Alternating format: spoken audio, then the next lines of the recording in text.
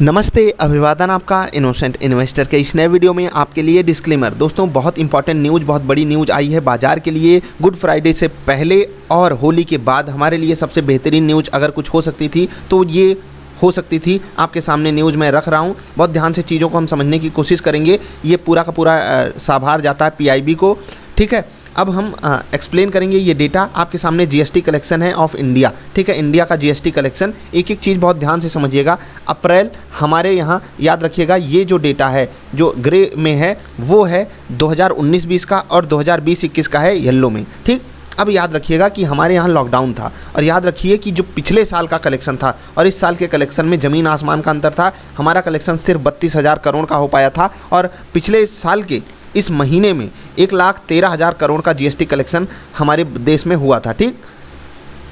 अब उसके बाद लॉकडाउन का असर धीरे धीरे कम होना चालू किया, सारी चीज़ें धीरे धीरे पटरी पर लौटने लगी, देश खुलने लगा और फिर आप यहाँ पर देख सकते हो चीज़ें किस तरीके से कंट्रोल में आई। 62,000 करोड़ पे जीएसटी कलेक्शन आया 1 लाख करोड़ के मुकाबले। फिर 1 लाख करोड़ के आसपास ही कलेक्शन था पिछले साल के इस महीने में और इस बार भी 90,000 पे पहुँच गया। फिर आंकड़ा आता है 1,02,000 करोड़ पे, हम 87,000 करोड़ पे रह जाते हैं और फिर 98 करोड़ से हम 86,000 करोड़ पे रह जाते हैं। और फिर पहली बार महीना आता है सितंबर का, जब हम 91 करोड़ के मुकाबले 91,000 करोड़ के मुकाबले 95,000 करोड़ का जीएसटी कलेक्शन करते हैं। और यहीं से हमारी कहानी पलट जाती है और कहानी ऐसे वैसे नहीं पलटती। उसके बाद हम एक बार भी पिछले साल के किसी भी महीने से हारे नहीं हैं। मतलब कि क्या यहाँ से कोविड का जो डेंट था वो ख़त्म हो गया। इस बार तो आप देख लीजिए हद दर्जे की हम लोगों ने तेज़ी दिखाई है जीएसटी कलेक्शन में। 97,000 करोड़ के मुकाबले 1,23,902 करोड़ का जीएसटी कलेक्शन, जो कि रिकॉर्ड हाइज पे है, ठीक है। याद रखिएगा ये जो डेटा है येलो में, ये है लेटेस्ट डेटा। इसका मतलब क्या है, चाहे वो पिछला महीना हो, उससे पहले महीना, उससे पहले,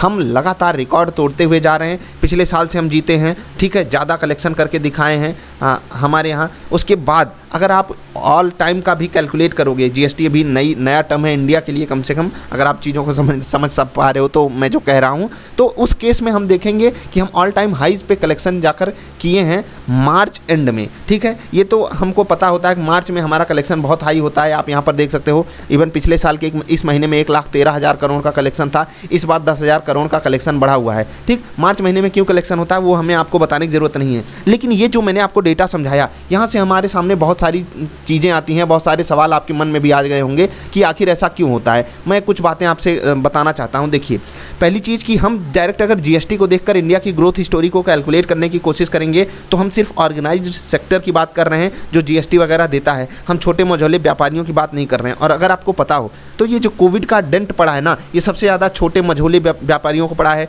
जो गाँव का किसान है। आप समझ पा रहे हो, मजदूर की बात मैं करना चाह रहा हूँ। तो उन लोगों को एक बड़ा डेंट पड़ा है, उनकी कमाई में एक बड़ा डेंट पड़ा है। जो ऐसा नौकरी क्लास है जो इनकम टैक्स वगैरह नहीं देता, उनको भी एक बड़ा डेंट झेलना पड़ रहा है। और इन सब चीज़ों को अगर देखा जाए तो यहाँ पर उसका मतलब हमें जो यहाँ पर चेंज आ रहा है उससे उन लोगों का कुछ भला नहीं हो रहा है।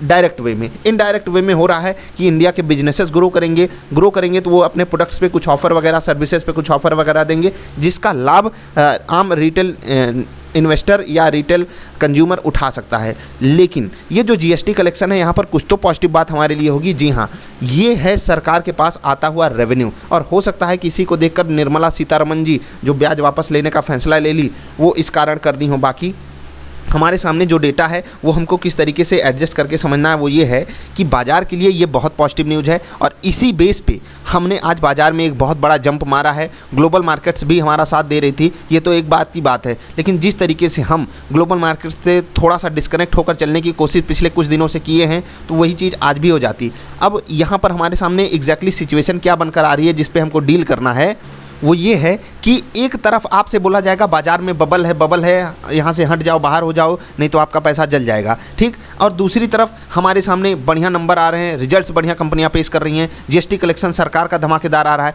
मतलब ये सरकार का रिजल्ट है, सरकार का मंथली रिजल्ट, आप इसको समझ लीजिए। क्वार्टरली रिजल्ट भी अगर आप देखोगे मिला जुला कर, ये वाला चाहे आप देखिए चाहे ये वाला, आप कोई भी 3 महीना उठाकर देखिए, पिछले 6 से 8 महीने में हमने सिर्फ ग्रोथ ही पाई हुई है।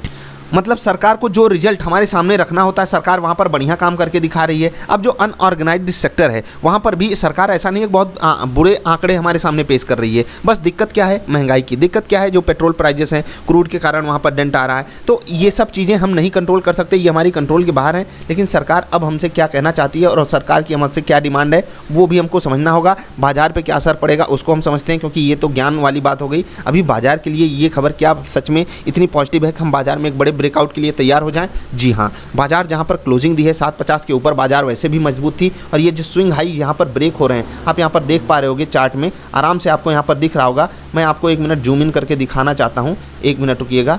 अब आ गया आपके सामने। बहुत ध्यान से चीज़ों को समझने की कोशिश कीजिएगा, हमारा चार्ट थोड़ा सा मोटा हो जाएगा। ये देखिए, ये कैंडल की क्लोजिंग यहाँ पर थी। अगले दिन हम गैप डाउन करते हैं, सस्टेन नहीं कर पाते हैं, बीचों बीच हमारे पास एक इनसाइड कैंडल बन जाती है। उसके बाद अगली कैंडल क्या होती है, एक बहुत अब नीचे बनी होती तो हम इसको हैमर का नाम दे देते। बाकी यहाँ पर भी ये कहलाएगी हैमर, लेकिन उतनी स्ट्रांग नहीं मानी जाएगी। लेकिन ये कैंडल के नाम पे हो सकता है बहुत स्ट्रांग ना हो, लेकिन जिस तरीके से आज ग्लोबल मार्केट में डेटा बन रहे थे, अगर आपने भारतीय बाज़ारों को आज दिन में ट्रैक किया होगा तो आप यहाँ पर एक चीज़ परफेक्टली कह सकते हो कि ये कैंडल सच में दमदार है, ये कैंडल सच में ताकतवर है। और इस कैंडल की ताकत मैं इस हिसाब से भी कहना चाहूँगा कि ना DIIs ने आज आपको सपोर्ट किया है, ना FIIs ने आपको सपोर्ट किया है। उसके बावजूद भी अगर यहाँ पर हमको ताकत देखने को मिल रही है, इसका सिंपल सा मतलब है कि ना इनके पास अगर सपोर्ट करने की हिम्मत नहीं थी, मतलब ये सपोर्ट नहीं किए, तो ये बहुत बड़ी बिकवाली भी नहीं कर पाए हैं। दूसरों को डेंट नहीं देने की कोशिश हुई है। आज बाजार में जो चीज़ें चल रही थी उसको एक्सेप्ट किया गया, कोई किसी के ऊपर हावी नहीं होना चाहता था। तो ये तो सिंपल सी बात हो गई बाजार की ट्रेडिंग की।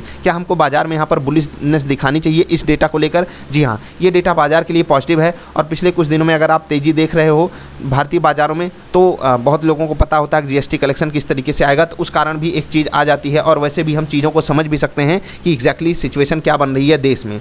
कुछ लोग कह रहे हैं बबल बना हुआ है, मैं थोड़ा सा उस पर डिस्कशन करूँगा आपके साथ। देखो, बबल बाजार में हमेशा कहा जाता है। दिक्कत ये होती है ना कि जब बाजार ऊपर जाती है हमको लगता है सब महंगा हो गया और हम तब खरीदने से चूक जाते हैं। जब बाजार नीचे जाती है हमको लगता है कि सब बहुत सस्ता होता जा रहा है और भी सस्ता हो जाएगा, हम तब भी खरीदने से चूक जाते हैं। हमको इसके बीच का एडवांटेज लेना ही पड़ेगा, हमको कुछ ना कुछ इस बाजार में आकर रिस्क देना पड़ेगा, तभी हम एक बेटर इन्वेस्टर के तौर पे उभर पाएंगे। अगर आप स्विंग ट्रेडर हो तो आपको भी अपॉर्चुनिटी ग्रैब करने की कोशिश करनी चाहिए। मैंने कई सारी वीडियोज़ आपके लिए दी हुई हैं, फ्री ऑफ कॉस्ट कैंडल की वीडियो देखिए, वॉल्यूम की वीडियो देखिए। आप खुद से अच्छा ट्रेड ना लेने लगो तो फिर मुझसे कहिएगा ना भाई साहब, आकर कमेंट कीजिए, हमसे बोलिए कि भाई अच्छा ट्रेड नहीं दिला पा रहे हो आप।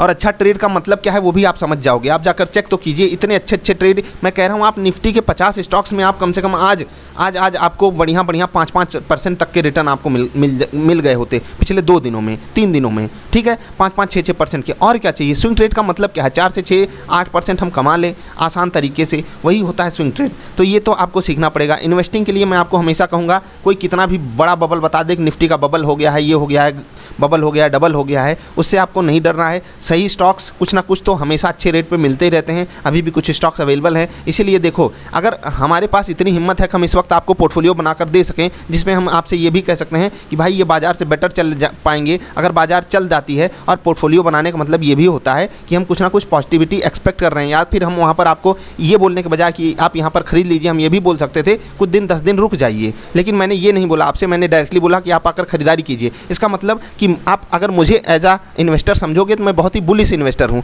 लेकिन इसका ये मतलब नहीं कि मैं अंधाधुंध खरीदारी करता हूँ, किसी भी स्टॉक में जाकर अंधाधुंध खरीदारी करने लगता हूँ। नहीं भाई, मुझे तो बस सामान बेचना है, सामान खरीदना है, मैं कुछ नहीं देखता हूँ।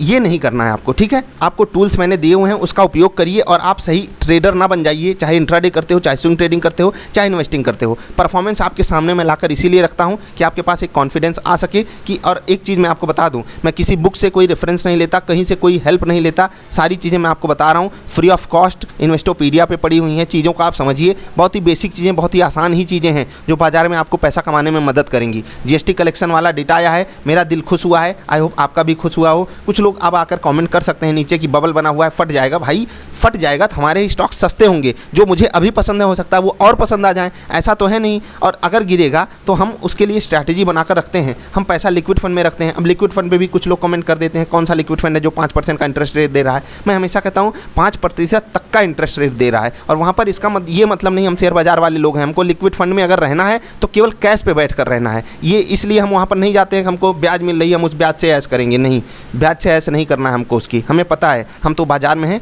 5% एक दिन में खींच लेंगे, बस सही मौके पे हम उस पैसे को उपयोग कर पाएँ, इसीलिए लिक्विड फंड में है। और वो हमारा पैसा लिक्विड फंड में रहे, कम से कम महंगाई से लड़ता भिड़ता रहे, इसलिए हम उसको लिक्विड फंड में रखने की बात करते हैं।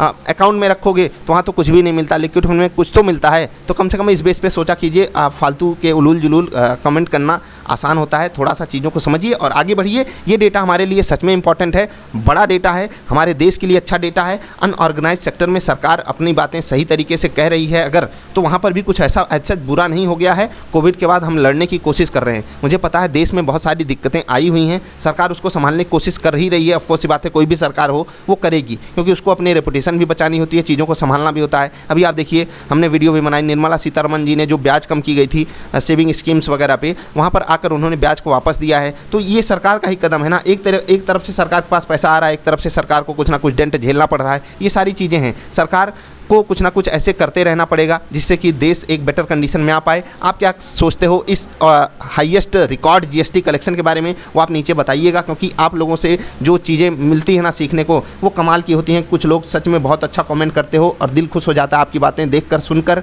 कि आप लोग भी लर्निंग में इतना इंटरेस्ट लेते हो। बहुत ज़रूरी है ये सब बातें, हम सब एक दूसरे को एक सिखाकर ही आगे बढ़ सकते हैं। मैं पूरी कोशिश करता हूँ अपने तरफ से आपको बेस्ट दूँ, जिससे कि आप सीख सको। चाहे आप इंट्राडे करते हो, चाहे आप स्विंग ट्रेडिंग करते हो, चाहे आप इन्वेस्टिंग करते हो, सभी चीज़ों के लिए मैंने आपको टूल्स प्रोवाइड किए हुए हैं।